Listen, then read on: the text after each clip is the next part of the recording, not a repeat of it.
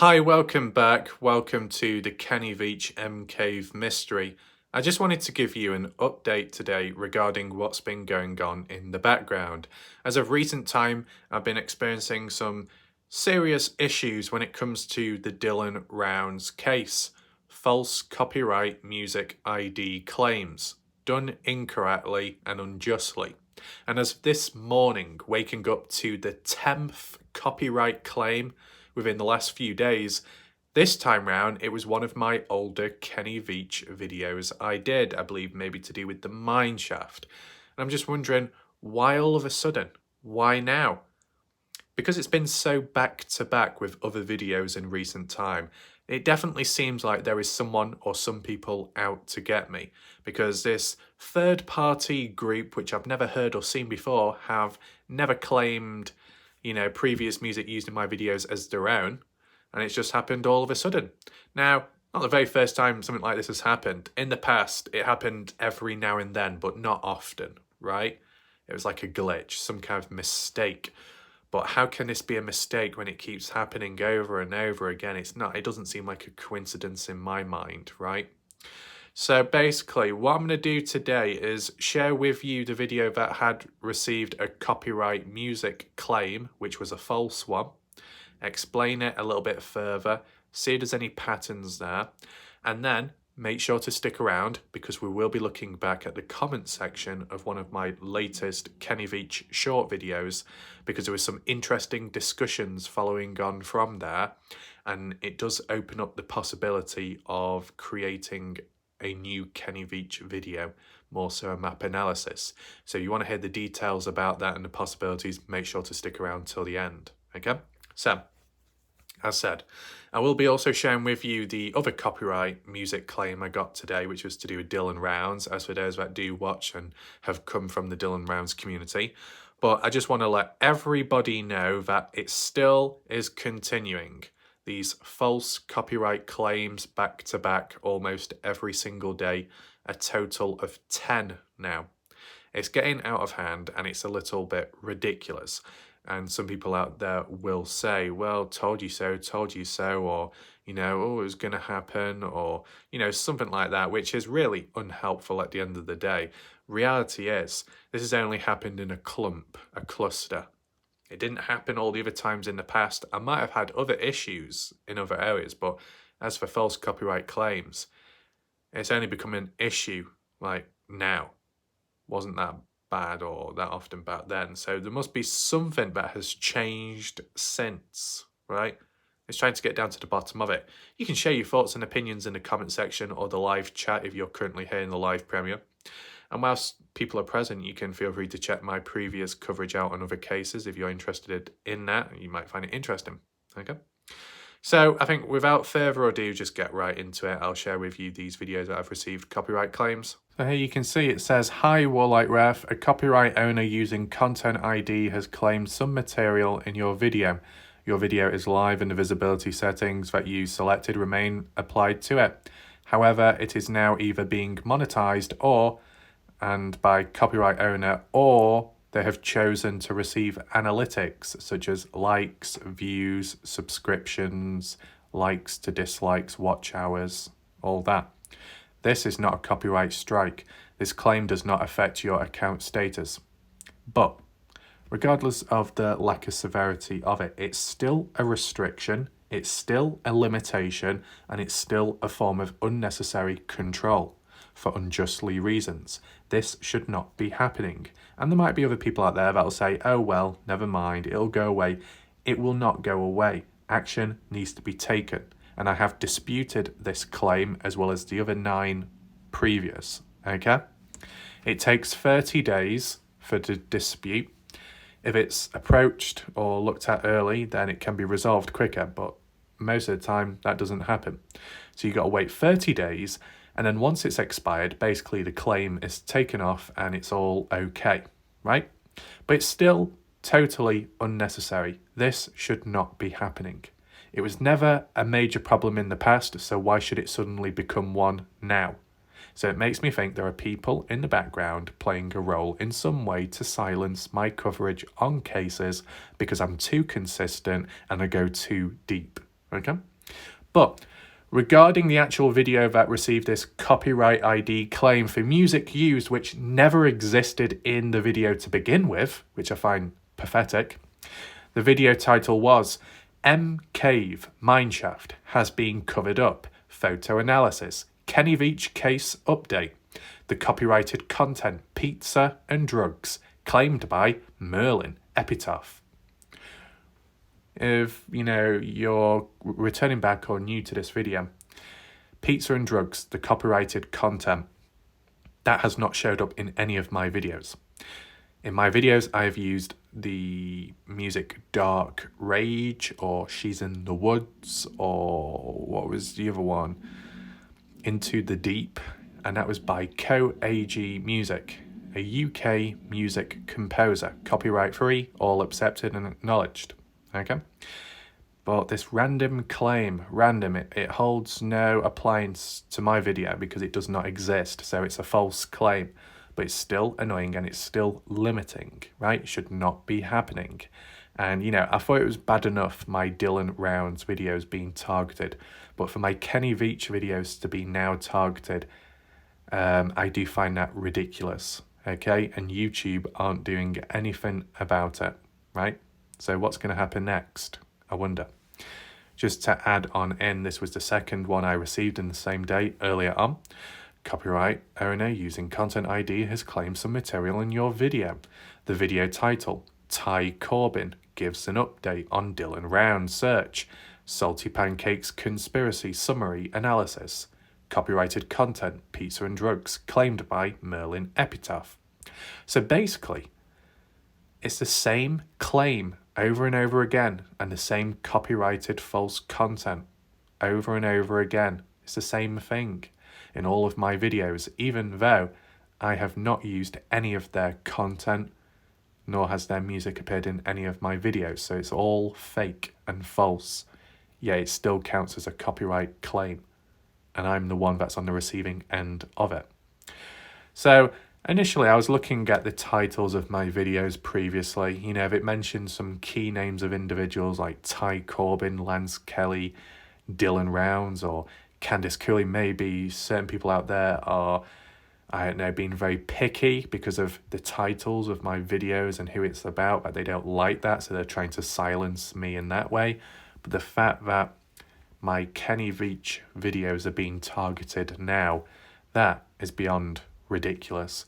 But, the Kenny Veach case has its own fair share of censoring, more so because of YouTube. There have been some creators over time, hikers like Sean Horlecker, who's been on YouTube. He's had his live streams cut short because of YouTube. People have been unsubscribed, unnotified without their control or consent because of YouTube. That Sean has been shadow banned at times, that people can't find his channel, that other people aren't being notified, that Sean has had subscribers and views taken off his videos, etc. Now, my time when covering the Kenny Veach case in the past was that one occasion where I think I got about 4,000 to 6,000 views in a short amount of time. And then when I looked back afterwards, it dropped down to about 400, went up to 666 and maybe reached 1,000. So I had a couple of thousand of views taken off by YouTube, which is a little bit corrupt, okay? As for the Kenny Veach case in general, it is a bit of a touchy subject and case, especially with certain authorities out there. You say the wrong thing, it can backfire on you. If you're out there physically, well, you could be followed, okay? There was an attempted assassination on Sean Horlecker when he went on a hike once and realised that something was undone under his vehicle, tampered with, which is very serious, that. And then on a lesser severity, but still equally as annoying, people being targeted online for those that give their opinions and thoughts and analysis and video coverage of the case in general. And I've received that myself. So it's all very silly and very petty behaviour by some desperate people out there, but it's happening. But the fact it's crossed over from Dylan Rounds onto Kenny Veach now, it makes me wonder, is it on a wider scale, or is it people from the Kenny Veach toxic, not the Kenny Veach, the Dylan Rounds toxic community of some people coming on over here and infestating stuff of previous coverage? Well, whatever it is, I'm disputing it all because I have every right to, because all this music claimed in the videos does not exist in the first place. So that's what I've literally explained. And it's just a waiting game, okay? Hopefully it does stop eventually, because it's just very unnecessary, this, because anyone out there attempting to silence it, they're not going to win. It doesn't lead to much success or victory, so it's a waste of time for them, right? It leads to no good outcome. So, with that being said, let's just move on to the comments of my recent Kenny Veach video. And here we are with the comments. I know this could be a new format for some people out there, but it's about going through comments, what people have had to say, highlighting it, sharing it in the videos so other people see it, because, you know, people do miss out on key points made. And it's about responding back as well with my own thoughts and opinions, and if there's any questions that need to be answered, well, that can follow through. So to begin with, at the bottom, we got Glenn, of course, because I came across Glenn back in the Kenny Veach days, which is all good there, saying, well, it's something to consider. Now, the background of this short video, you can check it out for yourself. It's just a short clip where Kenny Veach was pointing into the mountain area of, well, he's in Jermay Canyon and pointing out towards the mountains. I think call it Gas Peak, Sheep Peak, etc. Key places where you can get on top of, vantage points, and possibly camp out, as Kenny Veach stated in the past, which some people do doubt. But as time's gone on, hikers supposedly gone out there, have been up there. And I'm sure other people, unrecorded ones, have too. But whether that be in correlation to finding Kenny Veach or not, that remains a bit of a mystery. But Glenn does say it's a possibility that whilst Kenny Veach in his hike video was pointing out these locations, it could have been dropping possible hints as to where he could be found after, whether it be his remains or where he was planning on secretly going. Who knows? There's no harm in looking for these little hints and clues. We got Mr. Cookie Monster. I think I do remember seeing them in the past, saying, did any hiker that we know of went to this area, which was being pointed out? Well, we'll get to that shortly, Mr. Cookie Monster, because SB Vegas Adventures does clear that up. We got the cat lady, Mitzi, saying, nice thought. I wish someone goes up there to see. Well, it looks like that may have already happened. There we go. We've got Jeff Clark's comment. What does Jeff say here? At Quichiga went up that ravine and onto the ridge overlooking Pitcher Canyon in the video, where he shows all the dead trees. I think Scott Natal did a similar route as well, but his routes are harder to follow because he doesn't give out the directions or maps. He did one video, though, Jeff Clark, where he explained his hikes and routes into different ways, but I don't know if it incorporated the one what you're referring to. Did Jay Chuck do it? Jeff Clark saying no, but he did climb Sheep Peak from the east recently. He shows that ridgeline looking south once he gets on top. In other words, Jay Chuck is showing what Kenny is pointing at from a different angle and from above. Okay, fair enough. Interesting. Moving on. Indiana. Kenny is at the end of his index finger. Nice one. And last one. Let me know your thoughts. Yeah, there we go. There's SB. Key individual, SB Vegas Adventures. As for anybody watching right here, right now, if you're into hiking, you're interested in Nevada, the desert, etc., hiking in general, interested in Kenny Veach M Cave Hunt, make sure to check out SB Vegas Adventures. He's been able to keep the case alive ever since and do his own investigations out there. Good video quality, good video stabilization, and equipped as well, and has it under control, so check it out. SB here says Silverheels camped up there someplace. Actually camped, really? What, stayed there overnight? SB saying, not that I know of, he just mentioned in one of his videos, I have the approximate location he said he camped, being on my to-do list to go up there myself, but it's pretty far out. So the thing is, SB, just as a heads up, I did receive your message. I saw the photo. I don't know if I responded back, but just as a heads up now, the photo, what you shared, was pretty clear and I could see it, okay? So maybe someday I'll apply it to Google Earth and do like a little video of it, okay? And just see where it goes from there. So sometime if you, yeah. Jack saying, very interesting, definitely something to go check out. Even littlest things can go unnoticed in Kenny's videos, could be clues to finding him, you never know, right? So that appears it for the comments, short but sweet, and it opens up those new ideas, possibilities for other videos. So yeah, what I will do when there is time, I'll look at Google Earth once again, look back at that image by SB Vega's Adventures, just study the map, re-jog my memory, and maybe try and map it out. And if not that, I just simply narrate over it and give my true, genuine thoughts as to why it could be a contender place for where Kenny could have ended up at, right?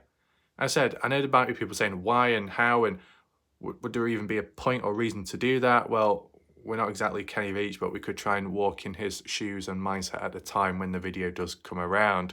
And I'll try and work on that when possible, okay?